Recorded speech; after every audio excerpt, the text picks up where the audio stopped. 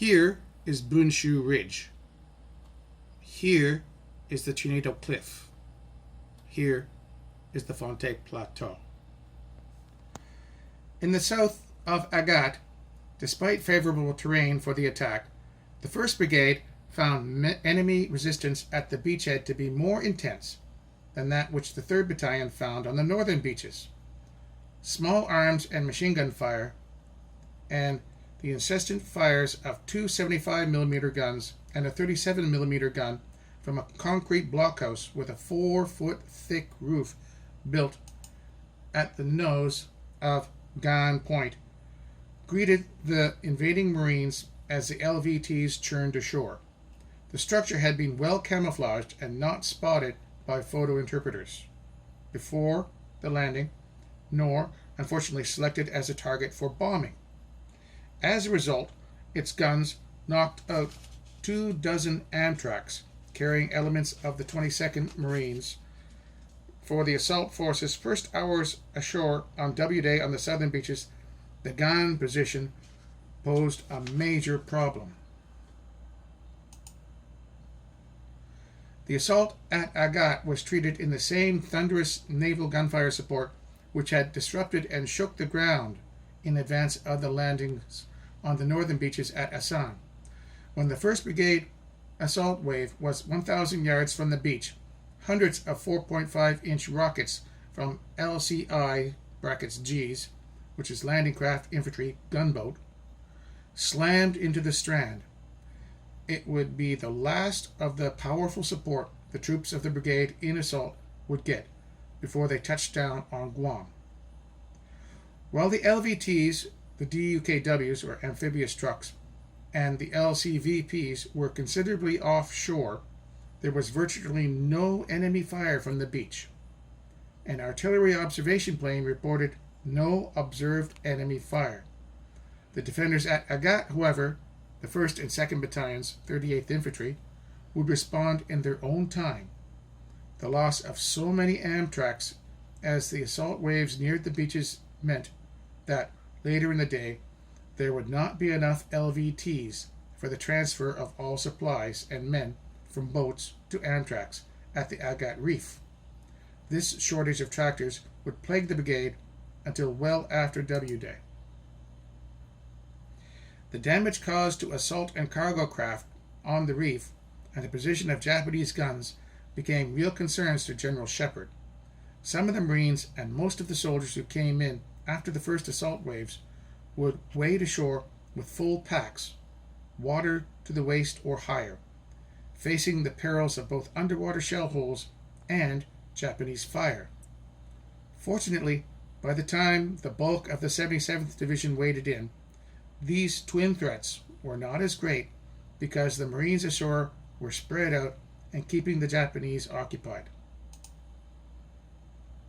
The Japanese Agat Command had prepared its defenses well, with thick-walled bunkers and smaller pillboxes.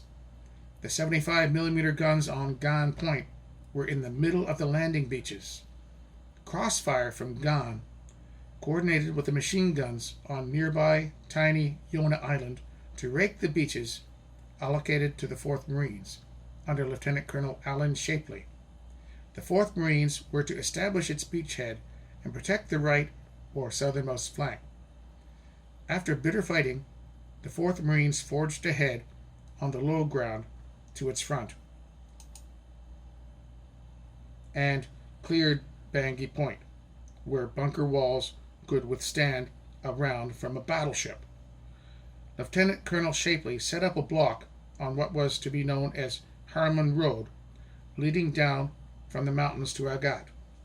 A lesson well learned in previous operations was that the Japanese would be back in strength, and at night. When the Marines landed, they found an excellent but unmanned Japanese trench system on the beaches, and while the pre-landing bombardment had driven enemy defenders back into their holes, they nonetheless were able to pour heavy machine gun fire down on the invaders. Pre-landing planning called for the Marine Amtraks to drive 1,000 yards inland before discharging their embarked Marines. But this tactic failed because of a heavily mined beachhead with its anti-tank ditches and other obstacles. However, the brigade attack ashore was so heavy with overwhelming force that the Marines were able to break through, and by 10:34, the assault forces were 1,000 yards inland, and the 4th Marines Reserve Battalion had landed, after receiving extremely heavy fire from all emplaced Japanese forces. The Marines worked on cleaning out bypassed bunkers together with the now landed tanks.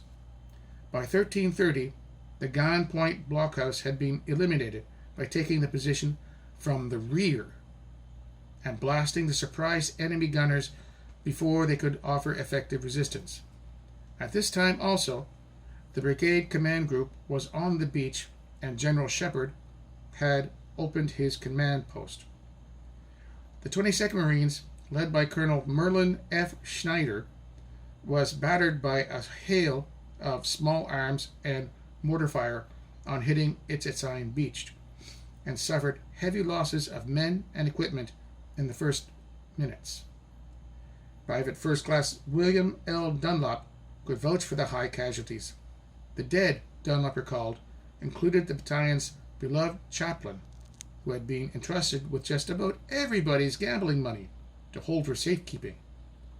The Marines never for a minute considering that he was just as mortal as they. The 1st Battalion, 22nd Marines, Lieutenant Colonel Walford H. Fromhold, had left its section of the landing zone and moved to the shattered town of Agat, after which the battalion would drive north and eventually seal off heavily defended Orote Peninsula, shortly to be the scene of a major battle. The 22nd Marines, 2nd Battalion, under Lieutenant Colonel Don C. Hart, in the center of the beachhead, quickly and easily moved 1,000 yards directly ahead inland from the beach. The battalion could not have gone on to one of the W Day goals, which is the local heights of Mount Alifan, if American bombs had not fallen short, halting the attack. The 1st Battalion moved into the ruins of Agat, and at 10:20 was able to say, "We have Agat," although there was still small arms resistance in the rubble. By 11:30, the battalion was also out to Harmon Road, which led to the northern shoulder of Mount Alifan. Even as Fromhold's men made their advances, Japanese shells hit the battalion aid station, wounding and killing members of the medical team and destroying supplies. Often, in attacking up the ridges, there was very little cover and hardly any concealment as the Marines and soldiers advanced in the face of heavy artillery, mortar, and machine gun fire. Evacuation was extremely difficult under these conditions.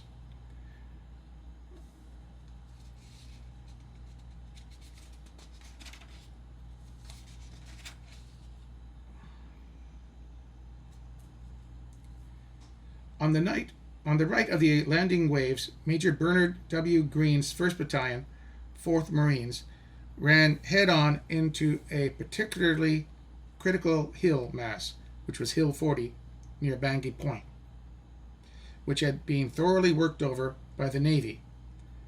Hill 40's unexpectedly heated defense indicated that the Japanese recognized its importance, commanding the beaches where troops and supplies were coming ashore. It took tanks and the support of 3rd Battalion to claim the position. Before dark on W Day, the 2nd Battalion, 22nd Marines, could see the 4th Marines across a deep gully. The latter held a thin, twisted line extended 1,600 yards from the beach to Harmon Road.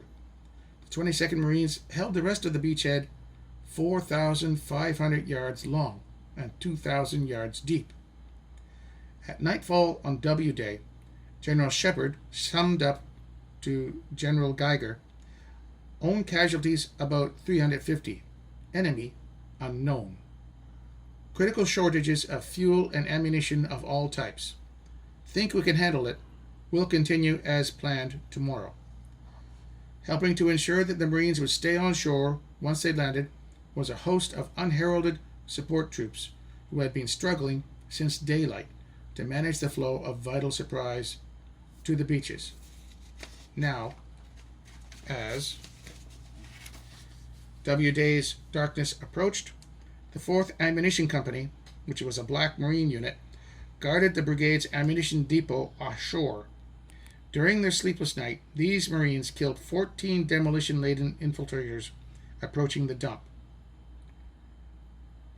This is a picture of a Japanese cave position on the reverse slope of Chinito Ridge, offered protection for the enemy from the pre-landing bombardment, and enabled them to reoccupy prepared positions from which they could oppose the advance of the 3rd Marines.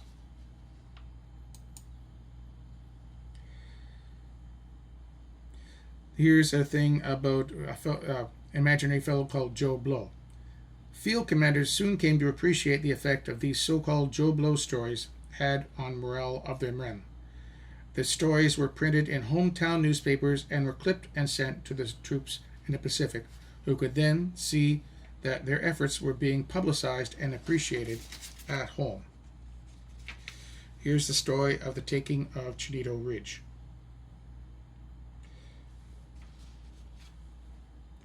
Guam, July 24th, delayed. The first frontal attack on steep Chinito Ridge was made 1 hour before the Marine landing.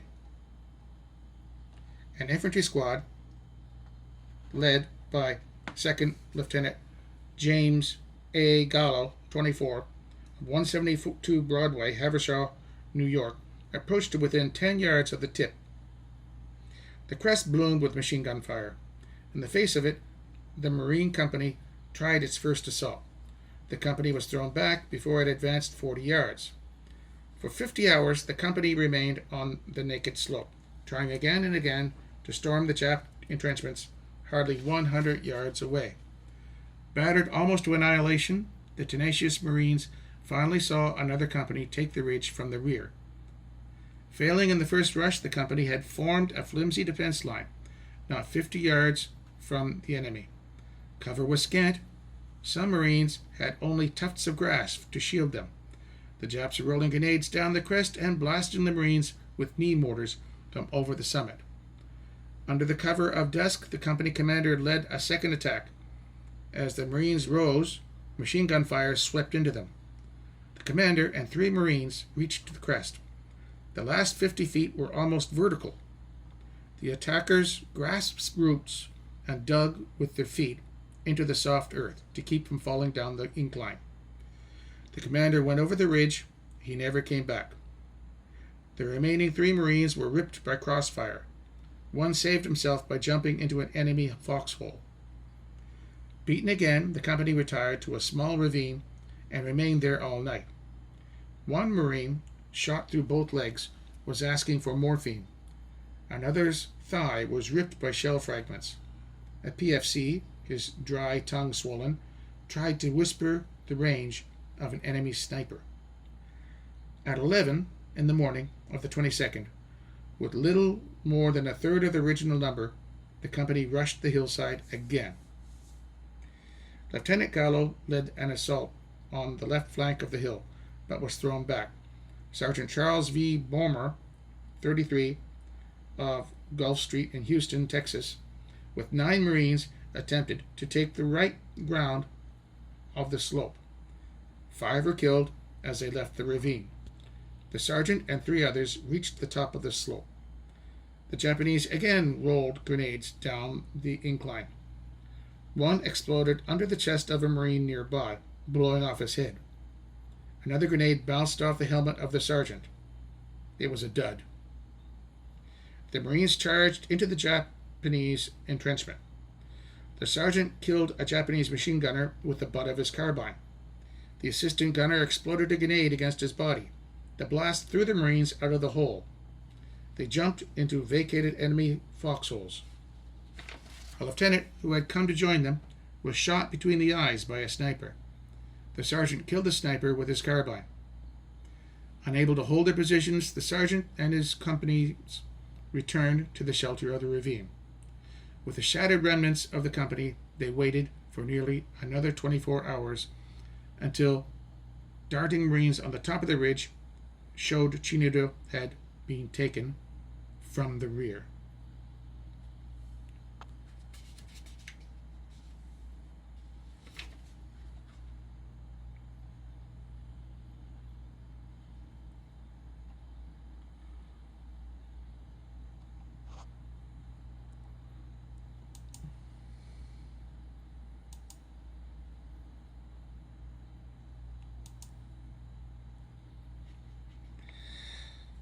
Faulty communications delayed the order to land the enemy's 305th Regimental Combat Team under Colonel Vincent J. Tanzola. Elements of the assault force, for hours, slated for a morning landing, the 2nd Battalion of Lieutenant Colonel Robert D. Adair, did not get ashore until well after nightfall. As no Amtraks were then available, the soldiers had to walk in from the reef. Some soldiers slipped underwater into shell holes and had to swim for their lives in a full tide. The rest of the 305th had arrived on the beach all wet, some seasick, by 6 a.m. on W+1.